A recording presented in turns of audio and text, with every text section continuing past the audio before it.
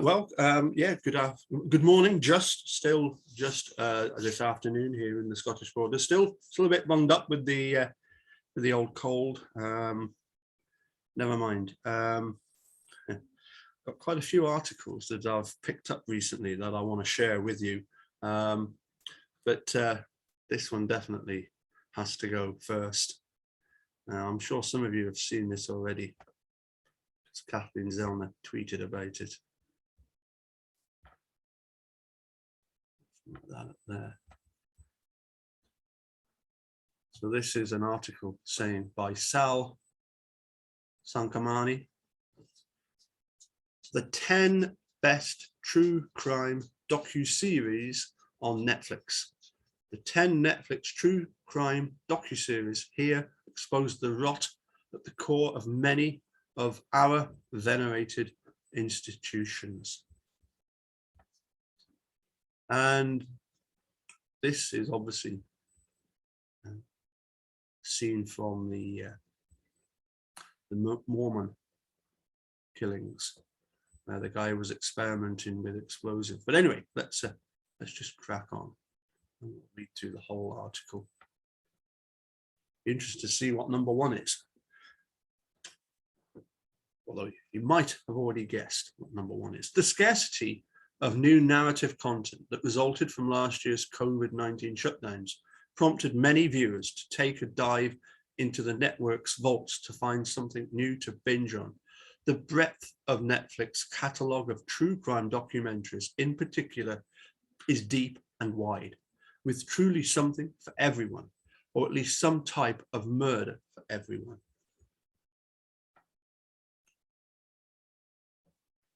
The best docu-series revealed the truth about more than just their primary subjects, and the 10 true crime series here expose the rot at the core of many of our venerated institutions. They shine a light on our flawed jury and appeals processes, with a recurring theme of corruption highlighted in patterns of forced confessions, police negligence, and prosecutors withholding exculpatory evidence. Of course, while all of these shows attempt to locate some semblance of the truth, not all of them provide a truly complete or objective picture. But that doesn't make them any less compelling or, in some cases, downright infuriating. And you can see already the innocent man, John Grisham's The Innocent Man. So, they say truth is stranger than fiction. To wit, John Grisham's 2006 non-fiction book, the only non-fiction book he ever wrote, The Innocent Man, Murder and Injustice in a Small Town, was originally planned as a novel before the author deemed the real-life events of two pairs of friends in rural Oklahoma convicted of two different murders too far-fetched even for him. Based on Grisham's book, this slickly produced docuseries exposes the corruption or just plain incompetence that put the men behind bars, painstakingly tracing the decades-long fight to free them. Now, confession. I haven't seen The Vanishing at the Cecil Hotel. Was it at the Cecil? The Vanishing at the Cecil Hotel. You've likely already seen the viral video clip. I think I've seen some clips of it, of Elisa Lam seemingly possessed or disturbed, hiding from someone or something in a hotel elevator before disappearing from the frame. The 21-year-old Canadian student was later found in a water tank on the roof of the hotel.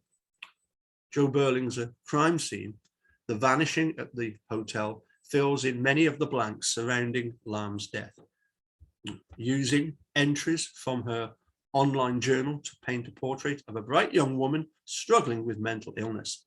The 4-episode series waits a bit too long to disclose that Lam had stopped taking her medication and had been moved to a private room after complaints from other guests at the hotel.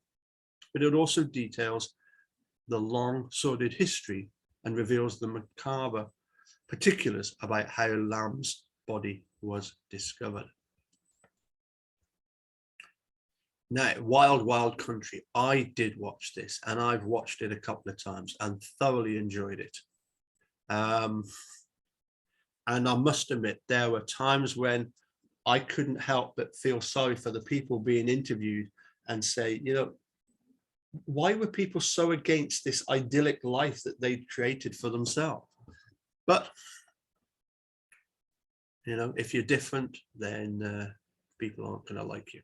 Idealism beats ideology in the Sundance-approved Wild Wild Country, which was co-produced by Mark and Jay Duplass.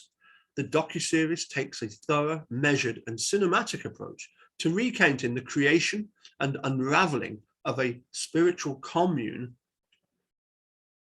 you might call it a cult, in rural Oregon in the early 1980s, featuring weepy, thorny testimonials from acolytes still clearly in thrall to the Indian guru known as Bhagwan.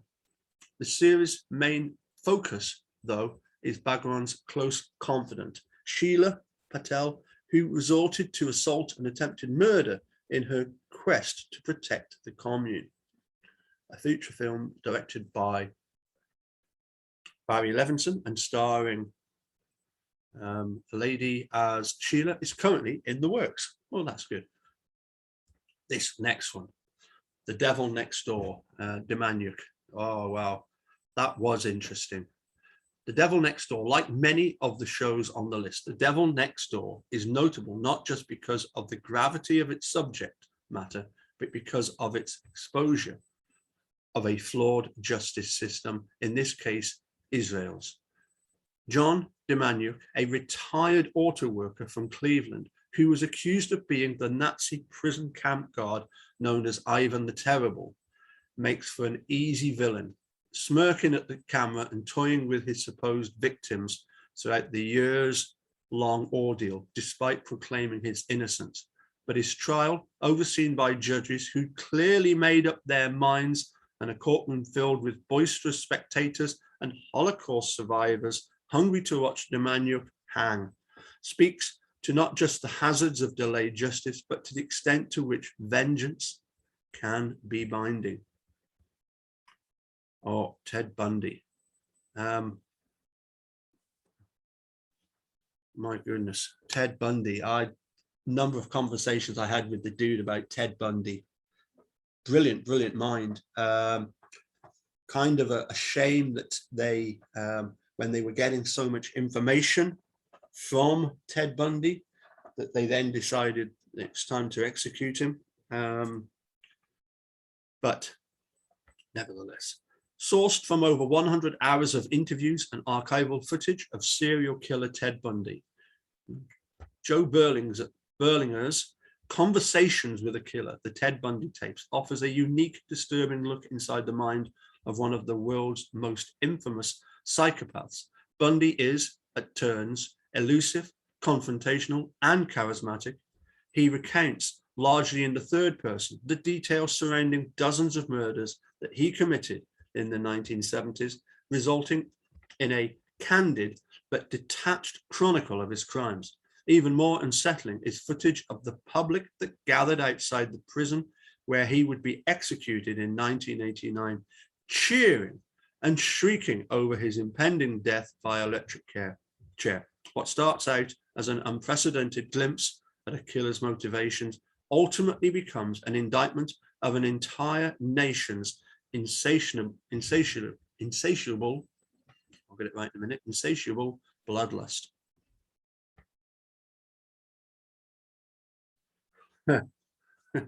The Staircase, definitely one of the best Netflix documentaries, and not just because of David Rudolph, but who wouldn't want to enjoy David Rudolph?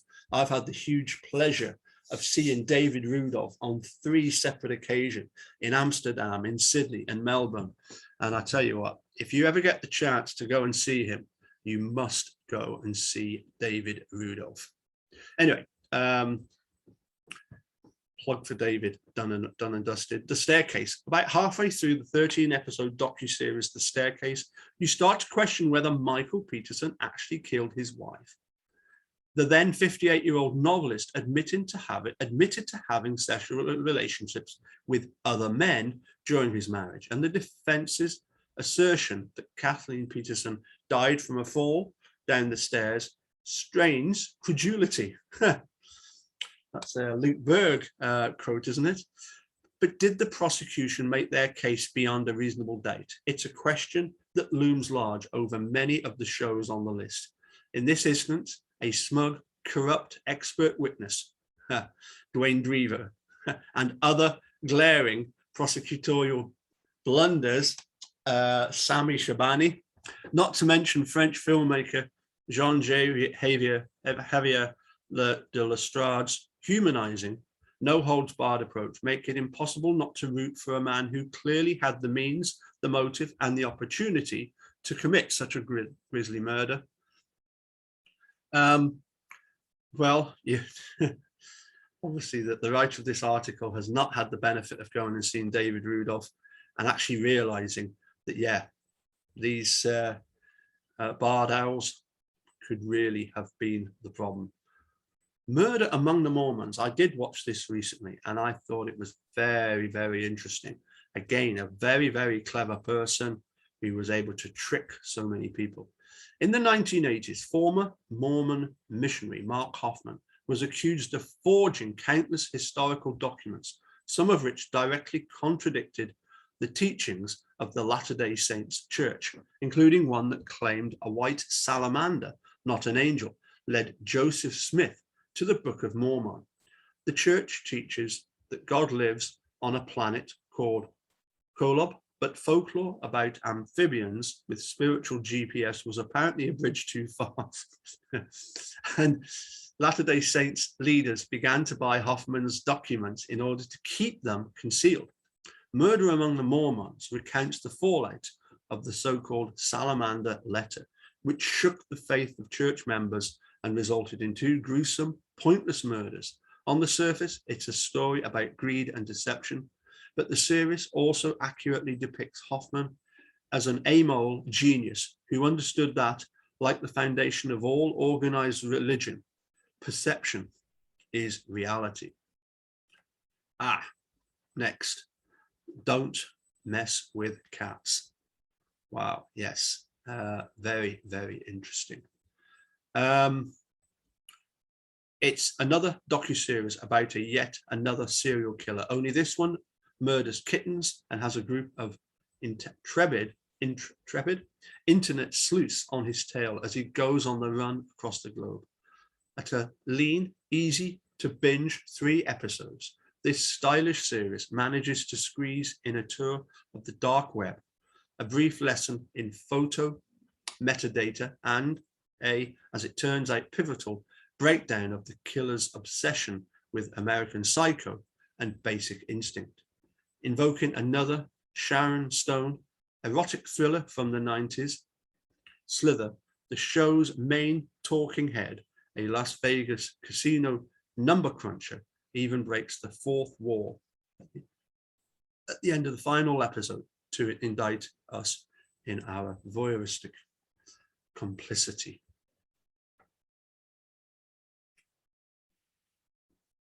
The Keepers, number 2.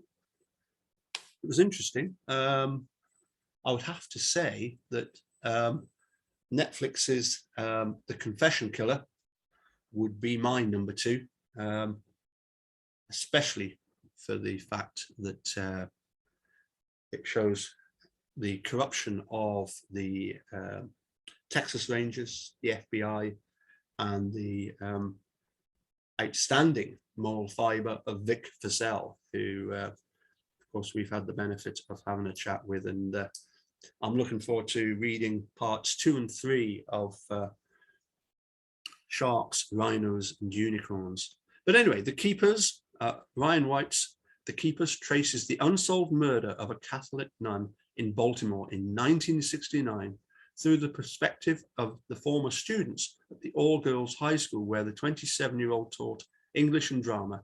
The 7-episode series exposes a labyrinth web of horrific abuse and murder that ensnares seemingly disconnected families, as well as the Baltimore Police Department.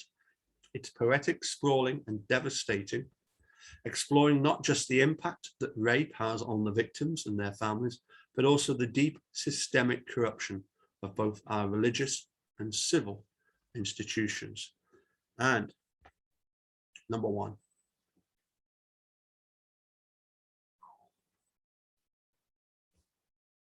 Making a Murder. The grand poobah of true crime docuseries, Laura Ricardo and Moira Demos' Emmy-winning Making a Murderer follows the story of Stephen Avery, who was falsely convicted of sexual assault and spent 18 years in prison before being released and subsequently charged, along with his teen nephew, Brendan, with murder of another woman. The series is a captivating and infuriating examination of class and power in the United States, and paints a damning portrait of what is purported to be the greatest system of justice in the world.